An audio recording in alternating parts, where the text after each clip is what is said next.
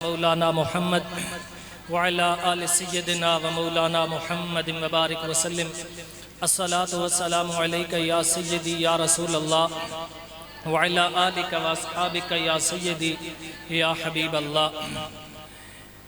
ایک حدیث پاک سماعت فرما لیجئے، پھر مل کے درود پاک پڑھتے ہیں۔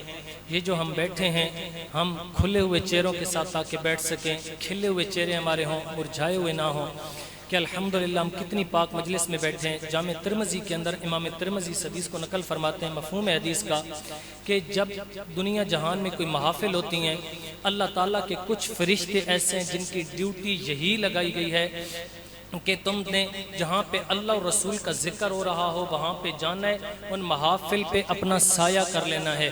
اللہ کے فرشتے ایسی محفلیں تلاش کرتے رہتے ہیں، جب فرشتوں کو ایسی محفل مل جاتی ہے وہ دیگر کو بھی بلا لیتے ہیں، بھی آ جاؤ فلاں جگہ پہ اللہ اور رسول کے ذکر کی محفل جاری ہے۔ روایت میں آتا ہے پھر اس محفل کے اوپر سے لے کر آسمانوں تک فرشتے اپنے رحمت والے پروں کا سایہ کر لیتے ہیں، اور جب تک محفل ختم نہیں ہوتی وہ سایہ کیے رکھتے ہیں، وہ خوش ہوتے ہیں فرشتے بھی، یہاں پہ رب کا ذکر ہو رہا ہے، رسول کا ذکر ہو رہا ہے۔ جب محفل ختم ہوتی ہے نا، فرشتے رب کی بارگاہ میں حاضر ہوتے ہیں۔ اللہ رب العزت فرماتا ہے، حالانکہ وہ جانتا ہے پھر بھی اپنی حکمت کے تحت پوچھتا ہے، فرشتوں کہاں سے آ رہے ہو؟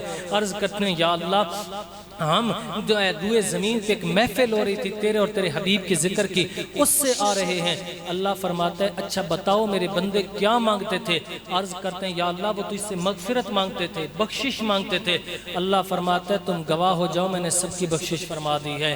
اگلا جملہ کمال کا ہے، فرشتے عرض کرتے ہیں، یا اللہ وہ بخشش تو ٹھیک ہے ان کی تو نے بخشش کر دی، لیکن وہاں ایک ایسا بندہ بھی تھا جس کا آنے کا ارادہ نہیں تھا، اس کا ارادہ نہیں تھا اس مجلس میں آنے کا، اس کو کسی دوست نے راہ جاتے ہوئے کہہ دیا یار مجلس ہو رہی ہے، وہ اس میں آ گیا، یا ویسے اس کا دل بنا بس وہ بیٹھ گیا، اس کا ویسے آنے کا ارادہ نہیں تھا، وہ تو گزر رہا تھا، اللہ اور رسول کا ذکر سن کے وہ بھی بیٹھ گیا، اس کا کیا حکم ہے؟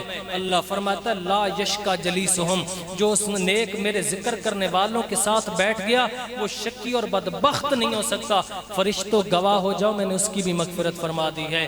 تو یار کتنی عظیم مجلس ہوتی ہے جب ان میں حاضری ہو نا، یوں نہیں کہ یہ بڑی ہے یہ چھوٹی، یہ نیت کے ساتھ کبھی کبھی شرکت ہونی چاہیے ہماری، بلکہ ہر دفعہ اسی نیت کے ساتھ شرکت ہونی چاہیے کہ یار میں اس مجلس میں شریک ہونے جا رہا ہوں جس پہ اللہ کی رحمت کے فرشتے سایہ کریں گے۔ ممکن ہے وہ مجلس دن قیامت کو میری بخشش کا پروانہ بن جائے، وہ مجلس جو ہے میری بخشش کا ذریعہ بن جائے۔ تو اسی محبت کے ساتھ تشریف فرما ہوں، اور اب اس محبت کے ساتھ درود پڑھیں، انشاءاللہ پورا یقین ہے دن قیامت کو آج جو مل کے ہم اللہ اور رسول کے ذکر کی محفل سجائیے یہ ہماری بخشش کا ذریعہ بنے گی۔ پڑھیے الصلاۃ والسلام علیکہ یا سیدی یا رسول اللہ وعلى آلك وأصحابك يا سيدي يا حبيب الله الصلاة والسلام عليك يا سيدي يا رحمة للعالمين وعلى آلك وأصحابك يا سيدي يا خاتم النبيين والمرسلين بن دیکھی محمد پر قربان زمانہ ہے، بن دیکھی محمد پر قربان زمانہ ہے، جس کو بھی دیکھا ہے وہ ان کا دیوانہ ہے، جس کو بھی دیکھا ہے وہ ان کا دیوانہ ہے۔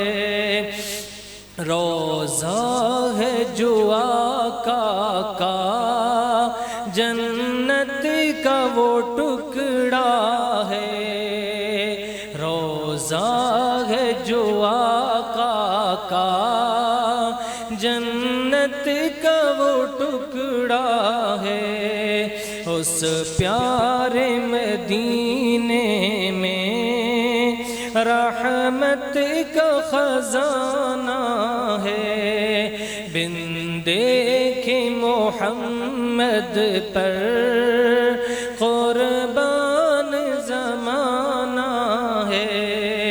اور کمال کا شعر، اس دن سے بلندی پر پہنچی ہے میری قسمت، اس دن سے بلندی پر پہنچی ہے میری قسمت، جس دن سے محمد کا ہونٹوں پہ ترانہ ہے، جس دن سے محمد کا ہونٹوں پہ ترانہ ہے، بن دیکھے محمد پر قربان زمانہ ہے، اور مہتاب ہوا ٹکڑے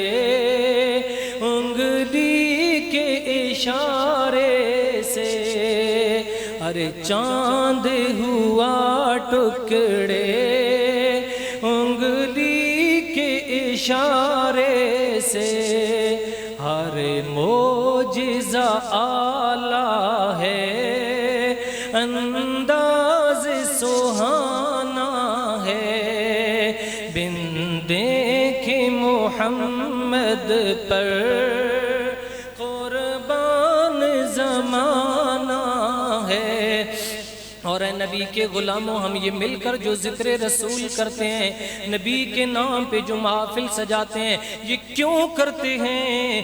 شاعر کتنے کمال انداز میں اس کو بیان کر رہا ہے، کہتا ہے کچھ بھی تو نہیں پلے اعمال ارے صائم، کچھ بھی تو نہیں پلے اعمال ارے صائم، سرکار کی مدحت ہی بخشش کا بہانہ ہے، بن دیکھے محمد پر قربان زمانہ ہے۔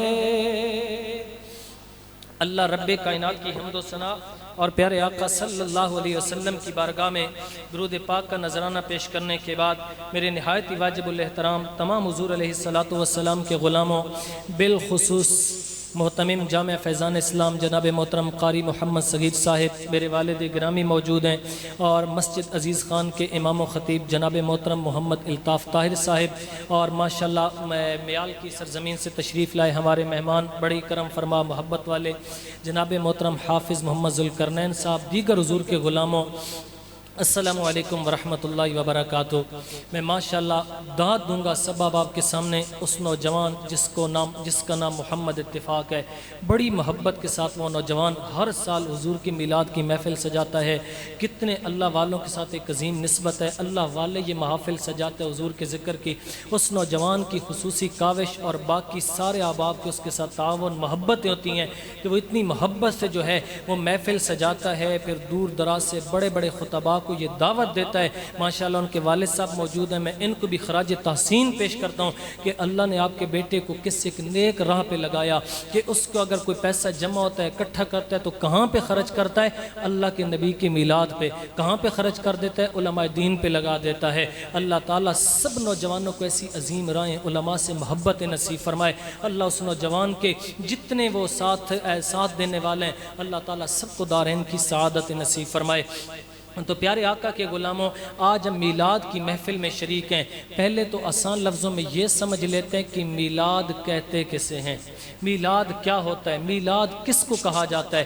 یاد رکھیں ہم اہل سنت و جماعت کے ہاں نبی علیہ السلام کی صورت و سیرت کا مل بیٹھ کے تذکرہ کر دیں، اس کا نام محفل میلاد ہے۔ یعنی جہاں حضور کی سیرت کا ذکر ہو جائے، حضور کی صورت کا ذکر ہو جائے، جہاں میرے آقا کی سیرت و صورت کا ذکر ہو، حضور کا کوئی ذکر خیر کر دیا جائے، اس محفل کا نام سنی محفل میلاد رکھ دیتے ہیں۔ اے میرے آقا علیہ السلام کا کلمہ پڑھنے والو، ذرا اس بات کو میں آپ کے سامنے کھول کے بیان کرتا چلوں۔ یہ میلاد، یہ مولود، یہ میلاد النبی، میلاد الرسول، میلاد مصطفیٰ کے نام سے جو محفل سجتی ہیں، ہم اہل سنت و جماعت میلاد کسے کہتے ہیں؟ میلاد یہ کیا ہے؟ یاد رکھو لوگو، جہاں میرے آقا علیہ السلام کی صورت و سیرت کا ذکر ہو، یعنی کھول کے بیان کروں تو یہ جہاں میرے آقا علیہ السلام کی ولادت کا ذکر ہو، جہاں میرے نبی کی بعثت کا ذکر ہو، جہاں نور محمدی کی خلقت کا ذکر ہو، جہاں میرے نبی کی پیاری پیاری آنکھوں کا ذکر ہو، جہاں میرے نبی کے پیارے پیارے ہاتھوں کا ذکر ہو، جہاں میرے نبی علیہ السلام کے پیارے پیارے پاؤں کا ذکر ہو، جہاں میرے آقا کے سینے کا ذکر ہو، جہاں میرے آقا کے پسینے کا ذکر ہو، جہاں میرے آقا کے مدینے کا ذکر ہو، جہاں میرے آقا کے حسن و جمال کی باتیں ہوں، جہاں میرے نبی کی داڑھی مبارک کی باتیں ہوں، جہاں میرے نبی کے لعاب دہن کی باتیں کی جائیں، جہاں میرے آقا کے تبسم کی باتیں ہوں، جہاں میرے آقا کی رسالت کی باتیں ہوں، جہاں میرے آقا کی عصمت و معصومیت کی باتیں ہوں، جہاں میرے آقا کے رب کی جو عبادت کرتے تھے اس کی باتیں ہوں، جہاں میرے نبی کی قرات کی عادت کی باتیں ہوں، جہاں میرے آقا علیہ السلام کی سخاوت کا ذکر ہو، جہاں میرے نبی کی امامت کا ذکر ہو، جہاں میرے نبی کے عسر و یسر یعنی تنگی اور خوشحالی والے حالات کا ذکر ہو، جہاں میرے نبی کے فکر اور فقر کی باتیں ہوں، جہاں میرے نبی کے جہاد کی باتیں ہوں، جہاں میرے نبی کی حکمت و دانائی کی باتیں ہوں، ارے جہاں میرے آقا کے علم کی باتیں ہوں، وہ لوگو جہاں سیرت مصطفیٰ یا صورت مصطفیٰ کا تذکرہ کیا جائے، ایسی محفل کو ہم سنی محفل میلاد کہہ دیا کرتے ہیں۔ یہ محفل میلاد ہوتی ہے۔ اللہ اکبر، نبی کے غلاموں، اب کوئی پوچھے جناب میلاد کرنا جائز ہے کہ ناجائز ہے؟ میلاد کرنا جائز ہے کہاں لکھا ہے؟ اس سے پوچھو بھائی تو جانتا بھی ہے میلاد کسے کہتے ہیں؟ اس سے بتانا میلاد تو ذکر رسول کو کہا جاتا ہے۔ ارے میلاد کی مجلس میں تو ذکر رسول ہوتا ہے، اب تو ہی بتا اعتراض کرنے والے، یہ ذکر رسول جائز ہوتا ہے کہ ناجائز ہوتا ہے؟ اور نبی کا کلمہ پڑھنے والو، او میلاد کی محفل میں آنے والو، تم کتنے خوش نصیب ہو۔ آج آپ سارے جانتے ہیں کہ جناب دنیا کے اندر بڑے بڑے جلسے ہوتے ہیں، ہاں بڑے بڑے جلسے کیے جاتے ہیں، لیکن کس کے لیے؟ دنیاوی لیڈروں کے لیے۔ بڑے بڑے جلسے دنیاوی لیڈروں کے لیے کیے جاتے ہیں۔ ارے کسی کی طاقت، کسی کا پیسہ، کسی کا جنون، کسی کا جہالہ پن، کسی کی طاقتیں، کسی کے جلسے دنیاوی لیڈروں کے لیے ہیں۔ او میلاد کی محفل میں آنے والو، آپ اس وقت کسی دنیاوی لیڈر کے لیے نہیں، آمنہ کے لال کی محفل میں آئے بیٹھے ہو۔ یہاں کسی دنیا دار کے نعرے نہیں لگ رہے، آمنہ کے لال کے نعرے لگ رہے ہیں، اور ہم مل کے کہہ رہے ہیں سبحان اللہ سبحان اللہ۔ یہ کوئی عام ترانہ نہیں، او لوگو یہ وہ ترانہ ہے۔ ہمراہ کی وادی میں جب گولڑے کے تاجدار نے نبی کا دیدار کیا تو بے اختیار پکار اٹھے، انہی کی صدا آج ہم اس مسجد کے اندر بھی دورا رہے اور کہہ رہے ہیں آقا آپ کتنے حسین و جمیل ہیں۔ سبحان اللہ سبحان اللہ سبحان اللہ، ما اجمل کا ما احسن کا ما اکمل کا، سبحان اللہ سبحان اللہ سبحان اللہ سبحان اللہ۔ گولڑے کے تاجدار حضور کی بارگاہ میں عرض کریں میرے آقا آپ کتنے حسین و جمیل ہیں، اللہ نے آپ کو کتنا کامل بنایا ہے، اللہ نے آپ کو کتنا اکمل بنایا ہے۔ اللہ اکبر۔ گولڑے کے تاجدار جس کا ذکر کریں وہ لوگوں، وہ میرے نبی کا حسن و جمال کیسا تھا، میرے نبی کا حسن و جمال کیسا تھا۔ آئیے ان ہستیوں کی گواہیاں پیش کرتا ہوں جنہوں نے جاگتی آنکھوں سے میرے نبی کے جلوے دیکھے ہیں۔ حضرت سیدہ عائشہ فرماتی ہیں حضور کا حسن کیسا تھا؟ فرماتی ہیں کان رسول اللہ احسن الناس وجہا واحسنہ خلقا لیس بالطویل البائن ولا بالقصیر۔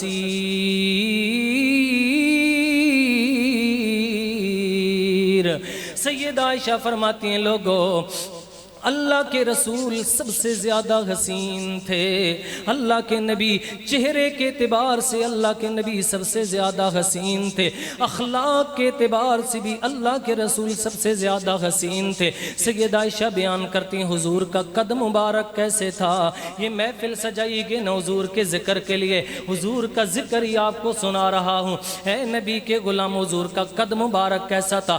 سیدہ کہتی ہیں لیس بالطویل البائن ولا کثیر، حضور کا قد نہ بہت لمبا تھا نہ بہت چھوٹا تھا، بلکہ حضور کا قد مبارک درمیانہ تھا، درمیانہ حضور کا قد تھا۔ لیکن حضور کے قد کا ایک عظیم معجزہ تھا، اگر لمبے قد والا بندہ بھی حضور کے ساتھ کھڑا ہو جاتا حضور کا قد پھر بھی اس سے اونچا ہی نظر آیا کرتا تھا۔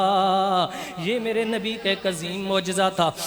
میرے نبی علیہ السلام آپ کے بال مبارک کیسے تھے؟ ایک روایت کے اندر آتا ہے حضور کے بال بہت زیادہ گھنگریالے بھی نہیں تھے، گھنگریالے بال بہت زیادہ گھنگریالے بھی نہیں تھے، بالکل سیدھے بھی نہیں تھے، ہلکے ہلکے گھنگریالے تھے، ان میں ہلکا ہلکا گھنگریالہ پن تھا۔ اس طرح میرے نبی کے بال مبارک تھے۔ اور سنو علامہ شہاب الدین احمد بن حجر حیتمی مکی رحمۃ اللہ تعالی علیہ 976 آپ کی وصال 976 ہجری میں آپ کا وصال ہے، ایک کمال کا جملہ لکھتے ہیں۔ اے سنی اس محفل سے یہ جملہ لے کے جائیے گا۔ سنو علامہ ابن حجر حیتمی مکی کیا فرماتے ہیں؟ وہ فرماتے ہیں یہ بات جان لو حضور پر ایمان کب مکمل ہوگا۔ ہاں ذرا اس بات کو دھیان سے سنیے گا، اور یہ عقیدہ اپنا کے جانا ہے، بنا کے جانا ہے، لے کے جانا ہے یہ عقیدہ۔ حضرت علامہ ابن حجر حیتمی مکی فرماتے ہیں لوگوں اس وقت تک حضور پر ایمان تمہارا اس وقت کامل ہوگا جب تم یہ عقیدہ بنا لو کہ ایک انسانی جسم میں جتنے کمالات ہو سکتے ہیں، محاسن ہو سکتے ہیں، خوبصورتیاں اور خوبیاں ہو سکتی ہیں، وہ سارے کے سارے کمالات اللہ نے ہمارے نبی کے وجود منور میں پیدا فرما دیے ہیں۔ اور ان اوصاف کے اندر حضور سے کسی کا بڑھ جانا تو درکنار، کوئی حضور کے برابر بھی نہیں ہو سکتا۔ علامہ شہاب الدین کیا عقیدہ بیان فرماتے ہیں؟ وہ کہتے ہیں کہ حضور علیہ السلام پر ایمان کب کامل ہوگا؟ توجہ ہے نا سب کی؟ ایمان کب کامل ہوگا؟ بندہ جب یہ عقیدہ بنا لے، یہ عقیدہ بنا لے، وہ کہے کہ کائنات کے اندر ایک انسانی جسم میں جتنی خوبیاں آ سکتی ہیں، مثلا کیا خوبیاں ہو سکتی ہیں؟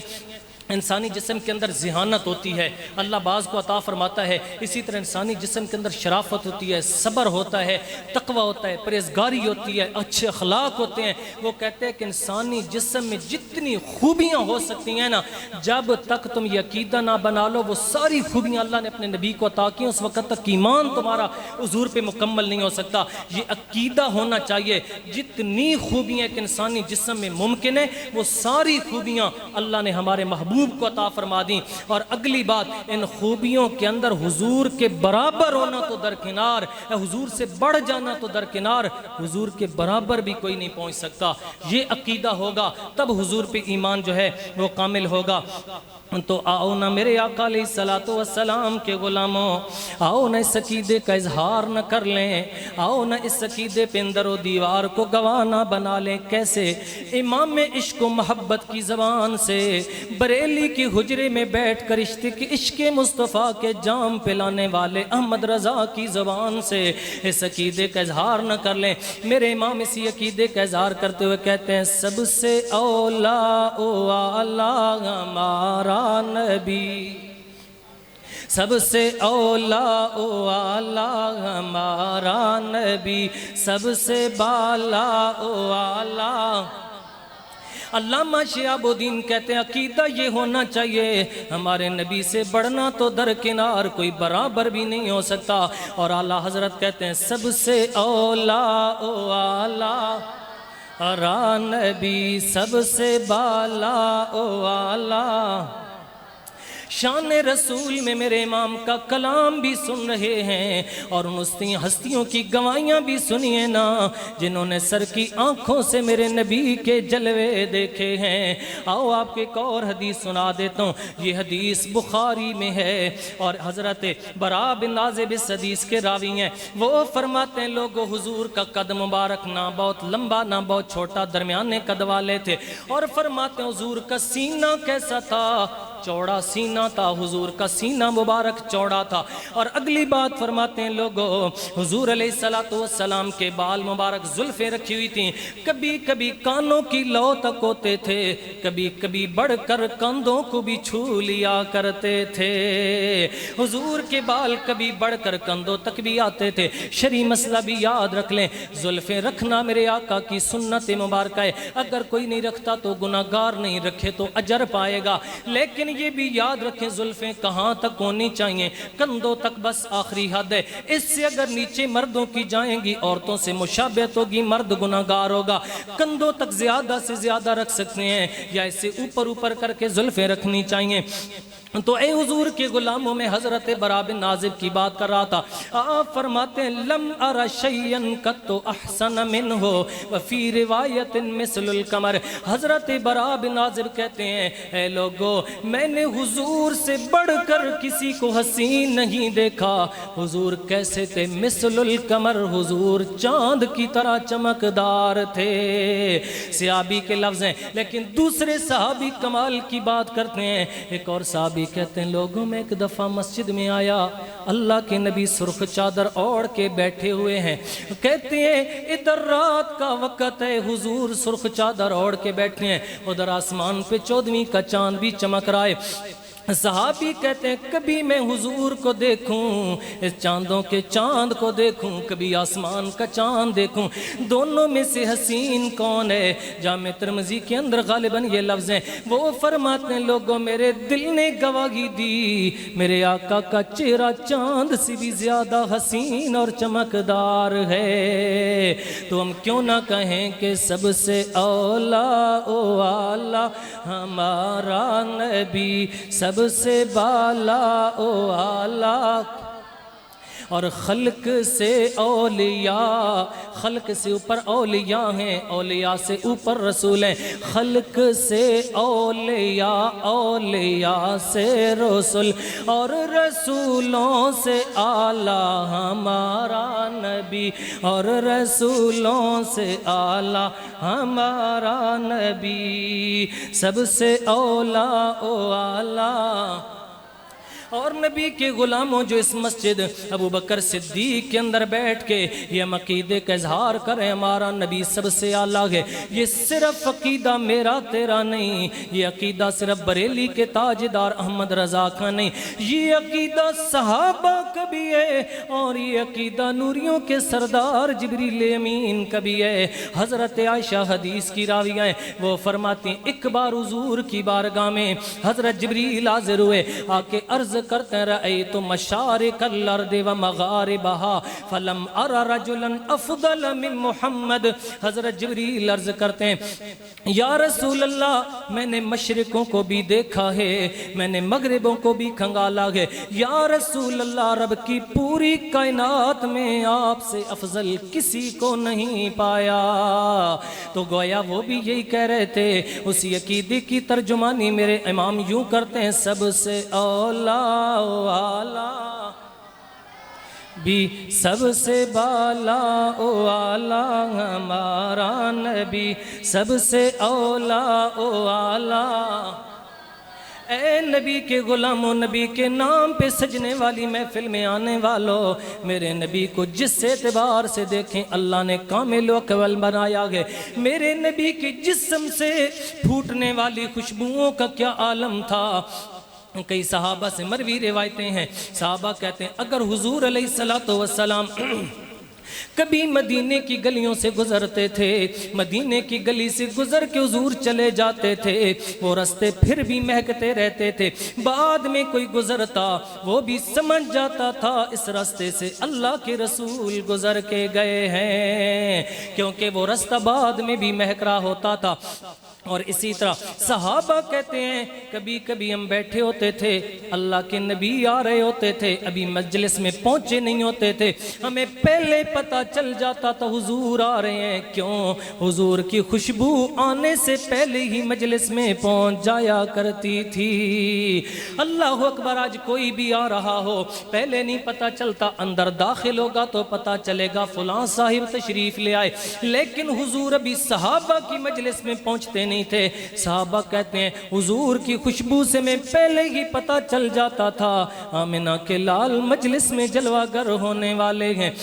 اور حضرت وائل بن حجر کے میں ایک حدیث پڑھ رہا تھا، آپ فرماتے ہیں لوگوں کبھی کبھی میں اللہ کے نبی سے مصافحہ کرتا تھا، 3 دن بعد تک بھی میرے ہاتھوں سے خوشبو آتی رہتی تھی، 3 دن بعد بھی۔ اب دیکھو کسی سے مصافحہ کر لیں، کوئی جتنا بڑا بھی ہو، لیکن مصافحہ کر لیں شاید خوشبو نہ آئے، لیکن میرے آقا کی جسم انور کی خوشبوؤں کا کیا عالم تھا۔ وہ کہتے ہیں کہ میں حضور سے مصافحہ کرتا، 3 دن بعد بھی میرے جسم سے خوشبو مہکتی رہتی تھی۔ تم کیوں نہ کہیں ایسی خوشبو چمن کے گلوں میں کہاں، ایسی خوشبو چمن کے گلوں میں کہاں، جیسی خوشبو نبی کے پسینے میں ہے، کسی شعر میں ایسی برکت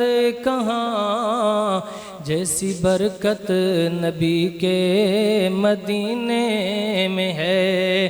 تو یہ میرے آقا علیہ السلام کی شان و عظمت کی کچھ تجلیاں میں آپ کے سامنے رکھ رہا ہوں، وگرنہ کہاں، یہاں تو مہر علی شاہ علیہ رحمہ جیسی ہستیاں بھی پکار اٹھتی ہیں، کتھے مہر علی، کتھے تیری ثنا، مشتاق اکھیں کتھے جا اڑیاں۔ لیکن ہم اس لیے ان کا تذکرہ خیر کر دیتے ہیں، ان کے نام پہ محافل سجا لیتے ہیں، شاید یہی دن قیامت کو ہماری بخشش کا ذریعہ بن جائیں۔ اور حضور کے غلاموں ایک عقیدہ آج سے ذہن میں بٹھا کے جائیے، یہ بات پکے انداز میں اپنے ذہن میں جو ہے راسخ کر کے جائیے، کیا کہ حضور کی جب شانیں بیان کرنے کا وقت آئے نا، حضور کی شانیں بیان کریں، زیادہ سے زیادہ بیان کریں، بڑھا چڑھا کے بیان کریں، کثرت سے بیان کریں، کثرت سے حضور کی شانیں بیان کرنا چاہیے، زیادہ سے زیادہ بڑھا کے حضور کی شانیں بیان کرنی چاہیے۔ مجھے یہاں پہ جملہ یاد آ گیا اپنے استاذ محترم شیخ الحدیث امیر المجاہدین بابا جی علامہ خادم حسین رضوی صاحب کا، آپ کلاس میں بھی فرمایا کرتے تھے اور ویسے تقریروں میں بھی فرمایا کرتے تھے کہ بس حضور کی بارے میں 2 باتیں نہیں کریں۔ امام شرف الدین بصیری نے قصیدہ بردہ کے اندر بھی کہا ہے کہ حضور کے بارے میں 2 باتیں نہیں کہنی، ایک حضور کو خدا نہیں کہنا، ایک خدا کا بیٹا نہیں کہنا، اس کے علاوہ جتنی چاہو حضور کی شانیں بیان کرو، حضور کی شانوں کی حد ہی کوئی نہیں ہے، حضور کی شانوں کی انتہا ہی کوئی نہیں ہے۔ ایک حضور کو خدا نہیں کہنا، جیسے بعض نے جو ہے وہ خدا کہہ دیا اللہ کے پیغمبروں کو، اور بعض نے ان کی وہ شان عظمت دیکھ کر خدا کا بیٹا کہہ دیا۔ فرمایا حضور کو نہ خدا کہنا ہے نہ خدا کا بیٹا کہنا ہے، اس کے علاوہ جتنی چاہو حضور کی شانیں بیان کرو، حضور کی عظمت و شان کی حد ہی کوئی نہیں ہے۔ تو حضور علیہ السلام کی شانیں بڑھا چڑھا کے کثرت سے بیان کرنی چاہیے۔ اور یہ عقیدہ ہم نے کہاں سے لیا؟ اے میرے آقا کے غلاموں، یہ عقیدہ کہاں سے لیا؟ یہ عقیدہ ہم نے بریلی سے نہیں لیا، یہ عقیدہ نبی کے صحابہ سے لیا ہے، یہ عقیدہ نبی کے صحابہ نے بیان کیا ہے۔ آؤ ذرا روایت سنتے چلو، یہ روایت بھی بخاری کے اندر ہے، مفہوماً عرض کر رہا ہوں۔ حدیبیہ کا مقام ہے، سنیے گا آپ کا ایمان تازہ ہو جائے گا۔ حدیبیہ کا مقام ہے، میرے آقا کے سینکڑوں صحابہ وہاں پہ موجود ہیں۔ اللہ اکبر، حضور علیہ السلام وضو کرنے لگے، سارے صحابہ ارد گرد جمع ہو گئے۔ میرے آقا علیہ السلام نے فرمایا او صحابہ تمہارا کیا معاملہ ہے، کیوں اکٹھے ہو گئے، کیوں جمع ہو گئے ہو؟ عرض کرنے لگی یا رسول اللہ یہی پانی ہے جو آپ کے سامنے مشکیزہ ہے، جو آپ کے سامنے یہ ڈول پڑا ہے، بس یہی پانی ہے، اس کے علاوہ پانی بھی کوئی نہیں۔ یا رسول اللہ سارے لشکر کو پیاس لگی ہے، سارے لشکر نے وضو بھی کرنا ہے، نہ وضو کے لیے پانی ہے نہ پینے کے لیے پانی ہے، یہی پانی ہے جو مشکیزہ یا ڈول آپ کے سامنے پڑا ہے، اس کے علاوہ پانی کوئی نہیں۔ میرے آقا نے جب اپنے غلاموں کی یہ بات سنی، مشکل کشا نبی کا دریائے رحمت جوش میں آ گیا۔ اللہ کے نبی نے اس برتن، اس پانی کے اندر اپنا ہاتھ رکھا۔ صحابہ کہتے ہیں لوگوں، حضور کی ہاتھوں سے پانی کے فوارے نکلنے لگے، پانی کے فوارے جاری ہو گئے۔ اس طرح جوش کے ساتھ پانی نکلا، اتنے جوش کے ساتھ جیسے چشموں سے پانی جاری ہوتا ہے۔ اب صحابہ کہتے ہیں اتنا پانی نکلا، ہم سب نے وہ پانی پی بھی لیا، ہم سب نے وہ پانی سے وضو بھی کر لیا، پی بھی لیا۔ یہاں پہ آپ کو ایک پہیلی بھی بتاتا چلوں، علماء ایک پہیلی کتابوں میں لکھتے ہیں، علماء کی کتابوں میں لکھی ہوتی ہے دنیا کا نمبر 1 افضل ترین پانی کون سا ہے، یہ لکھا ہوتا ہے۔ بعض جواب دیتے ہیں آب کوثر، بعض جواب دیتے ہیں آب زمزم۔ یاد رکھو اس کا جواب یہ ہے، پوری دنیا میں سب سے افضل ترین پانی وہ ہے جو نبی کی انگلیوں سے جاری ہوا تھا، جسے نبی کے صحابہ نے پیا تھا اور اس سے وضو بھی فرمایا تھا۔ یہ دنیا کا سب سے افضل ترین پانی تھا۔ بہرکیف نبی کے غلاموں، صحابہ کہتے ہیں ہم نے اس سے وضو بھی کر لیا، پانی بھی پی لیا۔ اب پوچھنے والے نے پوچھا بتاؤ نا تم اس دن کتنے تھے، کتنے تم لوگ تھے؟ صحابی کہتے ہیں اس دن ہم 1500 بندے تھے۔ کتنے بندے تھے؟ 1500 بندے تھے۔ اور نبی کے غلاموں، آج ایک ہمارے اگر کوئی فنکشن ہو، کوئی شادی وغیرہ ہو، 1500 بندہ ہمارا عموماً نہیں ہوتا، 200 250 300 400 بندے ہوتے ہیں، لیکن ان کے پینے کے لیے پانی کا بھی جو اہتمام کرتا ہے کتنی جناب والا مشقت ہوتی ہے۔ ہم ٹینکیاں بھی فل کر لیتے ہیں، ڈرم بھی فل کر لیتے ہیں، یار پانی تھوڑا نہ ہو جائے، 200 250 بندے نے حاضر ہونا ہے، 500 600 بندے نے آنا ہے۔ اور لوگوں نبی کا کمال دیکھو، صحابہ نے صرف پانی پیا نہیں، وضو بھی کر لیا۔ 1500 صحابہ پانی پی بھی لیتے ہیں اور اس سے وضو بھی کر لیتے ہیں۔ اندازہ کرو نا میرے نبی کی انگلیوں سے کتنا پانی جاری ہوا تھا۔ اور اگلے لفظ سنو، اس سے پتا چلے گا جو اہل سنت کا عقیدہ ہے، اے نبی کے غلام و سنی اپنے مقدر پہ ناز کر۔ صحابہ کس طرح میرے نبی کی شانیں بڑھا بڑھا کے، کھول کھول کے زیادہ سے زیادہ بیان کرتے تھے۔ سنی اپنے مقدر پہ ناز کر، یہ طرز عمل صحابہ والا اللہ نے تجھے عطا فرمایا ہے۔ اب صحابی کا جواب تو پورا ہو گیا تھا، انہوں نے کہا تھا آپ کتنے تھے، بس جواب تھا ہم 1500 تھے، پورا ہو گیا۔ لیکن صحابی نے جو اگلے جملے بولے بخاری کے اندر جگمگا رہے ہیں۔ صحابی نے کہا لو کننا الف میت لکفانا۔ وہ پوچھنے والے، وہ پانی اتنا زیادہ تھا، اتنا زیادہ تھا، ہم تھے تو 1500، لیکن اگر ہم 1,00,000 بھی ہوتے وہ پانی ہمیں کافی ہو جانا تھا۔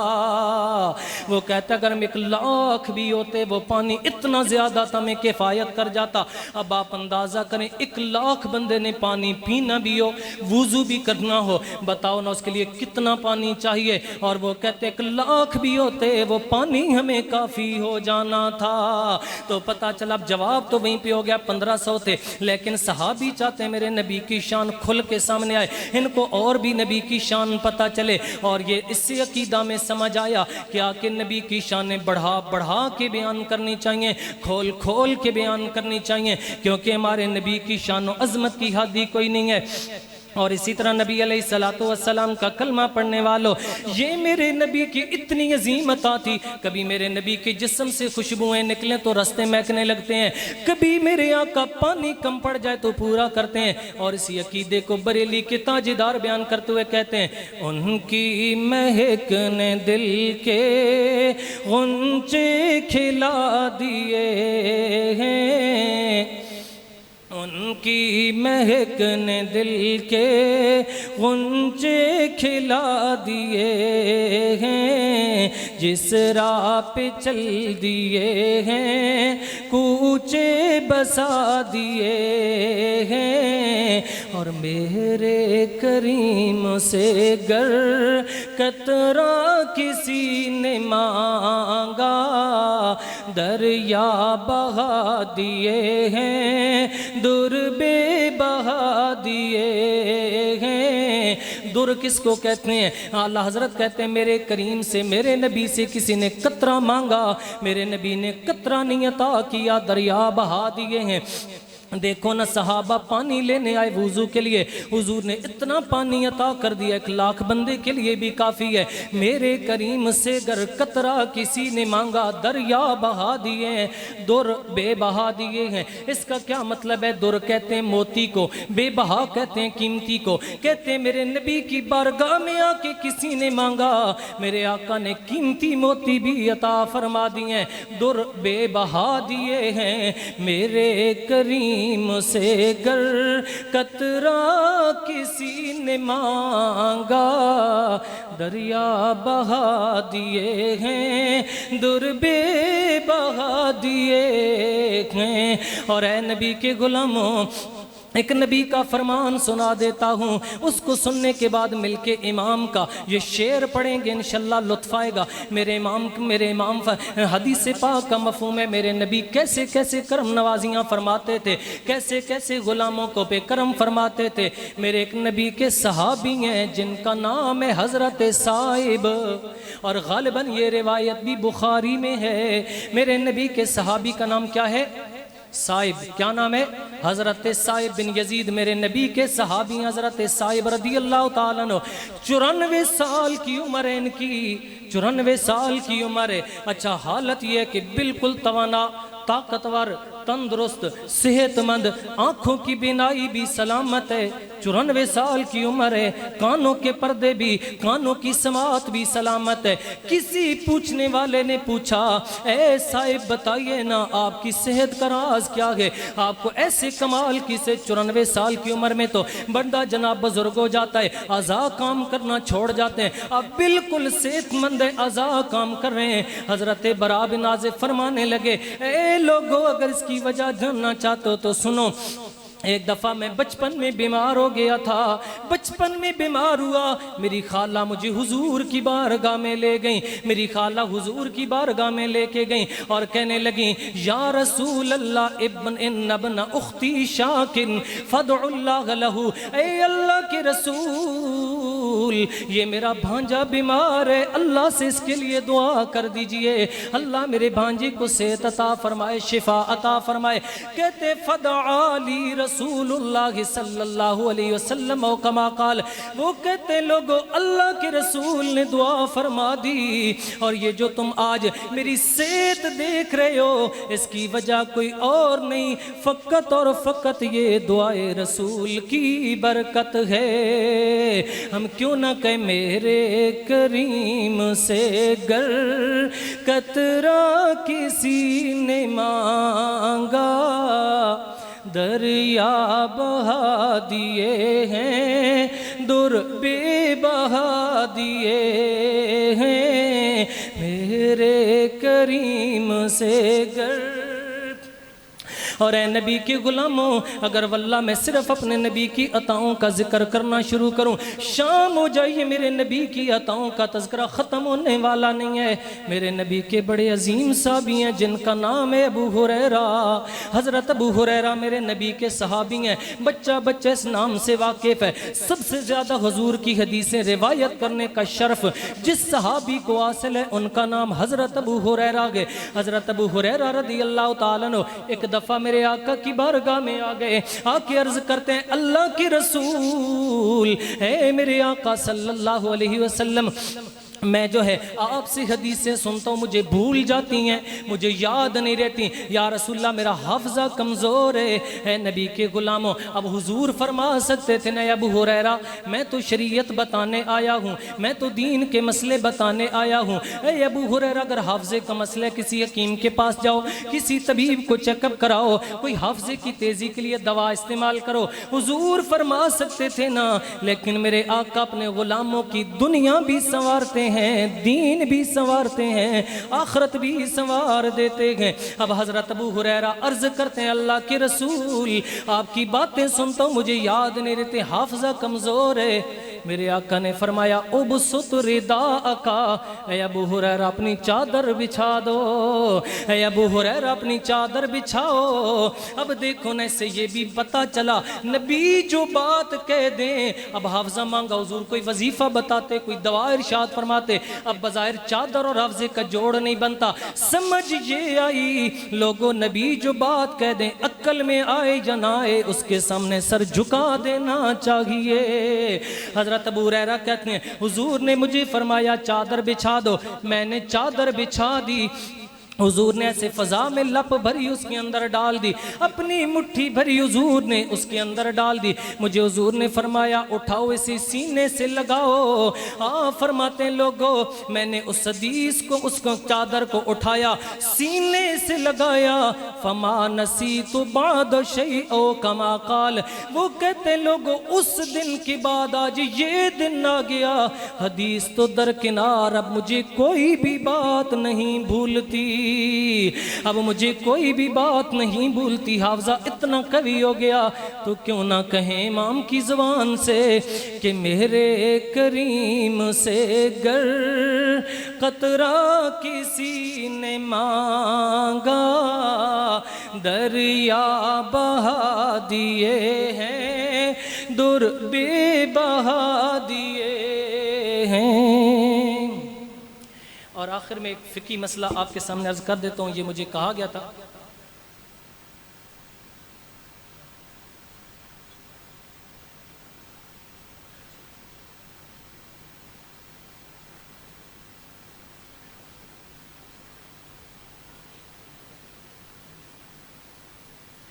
تو حضور کے غلاموں ماشاءاللہ، بس خطیب صاحب ہمارے تقریباً تشریف لا چکے ہیں، پہنچ چکے ہیں، وہ کچھ ہی دیر بعد یہاں آپ کے سامنے جلوہ گر ہوتے ہیں، جو ہی وہ آئیں گے تو مائک انشاءاللہ ان کے حوالے کر دیا جائے گا۔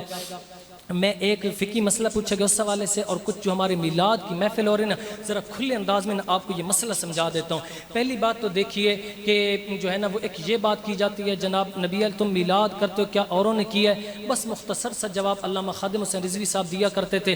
آپ فرماتے ہیں، وہ کہتے تھے یہ جو جلوس تم میلاد کا کرتے ہو یہ جائز ہے؟ آپ ان سے اتنا پوچھ لیں کہ بھائیو جو آپ جلوس کرتے ہیں وہ جائز ہے کہ نہیں ہے؟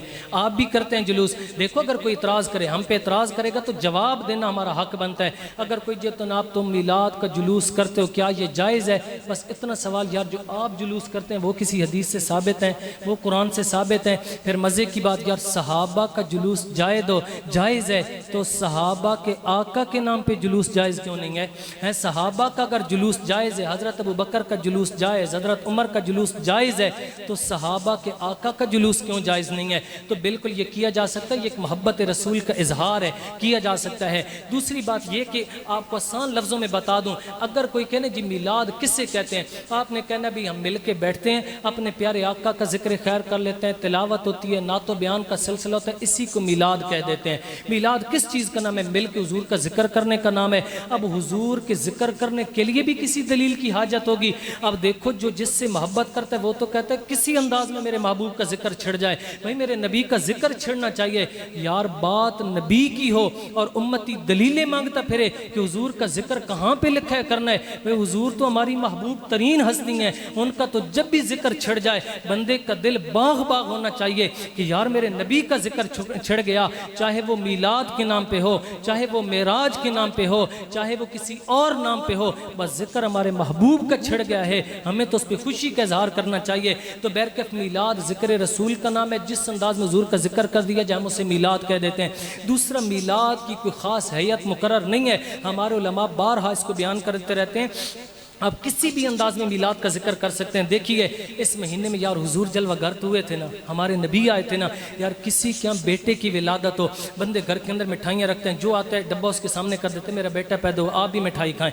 دوسرے کو مٹھائی دیتے ہیں مٹھائی کھائیں، یار خوشی کا اظہار کر رہے ہوتے ہیں، کپڑے نئے لے آتے ہیں لوگ، اپنی بہنوں بیٹیوں کو کپڑے دے رہے ہوتے ہیں، جناب اس بیٹے پوتے وغیرہ کی خوشی میں اس کو دے رہے ہوتے ہیں۔ یار ایک بیٹا پوتا اتنی خوشی کی جا سکتی ہے؟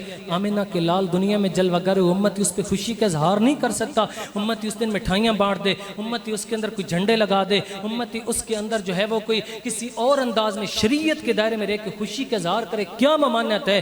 بالکل یہ اچھا طرز عمل ہے، اس کو اپنانا چاہیے، اور یہ ایسا عمل ہے جو بخشش کا ذریعہ بن جاتا ہے۔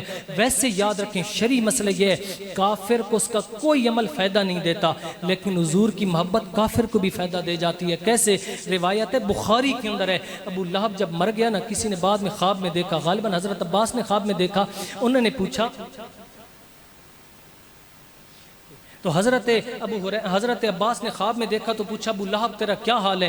اس نے کہا جو ساری زندگی حضور کی مخالفت کرتا نا، بڑی مہنگی پڑی ہے حضور کی مخالفت، بڑا عذاب ہو رہا ہے، لیکن ایک بات ہے جب سوموار کا دن آتا ہے نا، اس دن چونکہ میرے اللہ کے نبی پیدا ہوئے تھے تو اس نے اپنا نبی سمجھ کے نہیں، اپنا بھتیجا سمجھ کے کہتا ہے میں نے اپنی لونڈی کو آزاد کر دیا تھا، اب اس کی وجہ سے میری انگلیوں سے مجھے پانی ملتا ہے تو اس کی وجہ سے میرے عذاب میں کمی آ جاتی ہے، تخفیف ہو جاتی ہے۔ یار دیکھو ایک ابو لہب جیسا کافر ہو، نبی کی آمد پہ نبی سمجھ کے نہیں، اپنا بھتیجا سمجھ کے خوشی کرے، اللہ اس کو محروم نہیں کرتا۔ تو ایک مومن ہو، نبی کا کلمہ پڑھنے والا ہو، وہ نبی کی آمد پہ خوشی کر لے، اللہ اسے کتنا نوازے گا۔ اور یہ جو تبصرہ ہے نا، یہ میرا نہیں، یہ شاہ عبد الحق محدث دہلوی اور دیگر علماء کا تبصرہ ہے۔ وہ کہتے ہیں کہ جب ابو لہب جیسا کافر نبی کی آمد پہ خوشی کا اظہار کرے، اللہ اس کو محروم نہیں کرتا۔ تو تیرا کیا خیال ہے بندے مومن کے بارے میں؟ وہ نبی کی آمد پہ محفل سجا لے، گھر میں جھنڈیاں لگا دے، وہ جھنڈے لہرا دے، اے اللہ تو گواہ ہے میں جھنڈا اس لیے لہرا ہوں، تیرے نبی آئے تھے، تو نے مجھے ان کا امتی ہونے کا شرف عطا کیا، یقیناً یہ نیت قبول ہوگی اور بخشش کا ذریعہ بن جائے گی۔ تو آج سب یہ ایک پیغام لے کے جائیں، حضور کے غلاموں جس گھر پہ جھنڈا نہیں لگا، یار اس نیت سے لگانا، جب حضور کی ولادت ہوئی نا، حضرت جبریل نے بھی 3 جھنڈے لہرا دیے تھے، آپ جب جھنڈا لگانے لگے نا، یہ نیت کر لیجئے، یہ چند بتیاں لگا دیں، یہ نیت کر لیجئے گا، یا اللہ تیرے نبی دنیا میں جلوہ گر ہوئے تھے، ان کی آمد پہ میں بھی شکر کا اظہار کر رہا ہوں، یا اللہ خوشی کا اظہار کر رہا ہوں، اللہ اس خوشی پہ میری بخشش کر دینا، اس سے میری بخشش کا ذریعہ بنا دینا۔ اس نیت سے آپ 1-2 جھنڈے لہرا دیں، اس گھر پہ اپنے گھر کو سجا لیں، اس نیت کے ساتھ اپنے گھر پہ کوئی لائٹیں لگا لیں، انشاءاللہ اللہ کی بارگاہ سے کبھی امید ہے، ہو سکتا ہے یہی ذریعہ بخشش بن جائے، یہی عمل اللہ کی بارگاہ میں بخشش کا ذریعہ بن جائے۔ بس جو کرنا ہے وہ حضور کی محبت میں ڈوب کر کرنا ہے۔ اور دوسری بات جو شرعی مسئلہ ایک پوچھا گیا وہ یہ کرسی کے حوالے سے مسئلہ پوچھا گیا، وہ یہ کہ جو کرسی پہ بندے بیٹھ کے نماز ادا کرتے ہیں ان کا کیسا مسئلہ ہے، تو وہ تشریف لا چکے ہیں، چلے میں مختصراً جو ہے اس کی وضاحت کر دوں۔ تو شرعی مسئلہ یہ ہے کہ جو بندہ کرسی پہ، میں وضاحت کر دیتا ہوں۔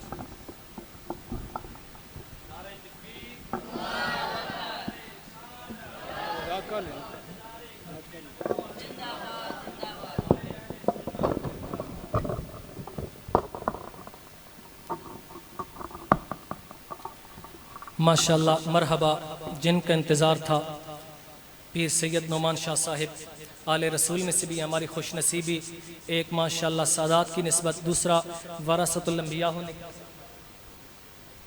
آپ جلوہ گر ہو چکے ہیں۔ اب میں زیادہ دیر آپ اور ان کے درمیان حائل نہیں رہوں گا، بس ایک جو شرعی مسئلہ کہا گیا تھا وہ اس کی میں وضاحت کر دیتا ہوں، پھر مائک ان کے سپرد کر رہا ہوں۔ وہ یہ کہ کرسی پر جو نماز پڑھنے کا مسئلہ ہے، وہ یہ کہ یاد رکھیں کہ اس کی بس فقط 2 بنیادیں یاد کر لیں، انشاءاللہ مسئلہ آپ کو یاد ہو جائے گا۔ 2 صورتیں، 2 بنیادیں یاد کر لیں کہ بندہ کب جو ہے وہ بیٹھ کے نماز پڑھ سکتا ہے۔ 2 صورتوں میں بندہ بیٹھ کے نماز پڑھ سکتا ہے، ایک ہے جب کھڑا نہیں ہو سکتا، ظاہر کھڑا نہیں ہو سکتا تو بیٹھ کے نماز پڑھ سکتا ہے، بندہ کھڑا نہیں ہو سکتا تو بیٹھ کے نماز پڑھ سکتا ہے۔ دوسرا مسئلہ یہ کہ جب بندہ سجدہ نہ کر سکے، ایک بندہ کھڑا ہو سکتا ہے لیکن سجدہ نہیں کر سکتا، اس بندے سے قیام بھی شریعت معاف کر دیتی ہے، یعنی اس پہ قیام فرض نہیں رہتا۔ ایک ہے بندہ کھڑا نہیں ہو سکتا، بالکل کھڑا نہیں ہو سکتا تو تب بھی قیام ظاہر معاف ہو جاتا ہے۔ دوسری صورت یہ ہے کہ اگر بندہ سجدہ زمین پر کر نہیں سکتا، ایسا بیمار ہے، لاغر ہے کہ نہیں سجدہ کر سکتا، تب بھی قیام بندے پہ معاف ہو جاتا ہے۔ اب سنیں، جو بندہ کھڑا نہیں ہو سکتا اس وجہ سے بیٹھ کے نماز پڑھتا ہے لیکن سجدہ کر لیتا ہے، اس بندے کو کرسی پہ بیٹھ کے نماز نہیں پڑھنی چاہیے، اس کو زمین پہ بیٹھ کے نماز پڑھنی چاہیے، اور تاکہ وہ سجدہ اپنا زمین پہ ادا کر سکے، کیونکہ اس کا قیام معاف ہوا ہے، سجدہ تو معاف نہیں ہوا، سجدہ تو زمین پہ کر سکتا ہے، لہٰذا اس بندے کا قیام معاف ہو گیا، وہ بیٹھ کے زمین پہ نماز ادا کر اور سجدہ تاکہ اپنا زمین پہ ادا کرے۔ اور جو بندہ سجدہ کر نہیں سکتا وہ بندہ کرسی پہ بیٹھ کے نماز پڑھ سکتا ہے، بے شک کھڑا ہو بھی سکتا ہے، بیٹھ کے بھی پڑھ لے تو اس کے لیے اجازت ہے. کیوں؟ سجدہ کر نہیں سکتا اور قیام ویسے معاف ہو گیا. اب کرسی پہ بیٹھ کے نماز پڑھے تو پڑھ سکتا ہے, قیام معاف ہے, کرسی پہ بیٹھا ہوا ہے, سجدہ اس نے کرنا نہیں ہے تو کرسی پہ اشارے کے ساتھ وہ اپنا سجدہ ادا کر لے گا. تو یہ اس کا مسئلہ ہے. بہرکیف تفصیلاً اگر مسئلہ پوچھنا ہو تو بعد میں بھی آپ رابطہ کر کے پوچھ سکتے ہیں. جزاکم اللہ تعالی.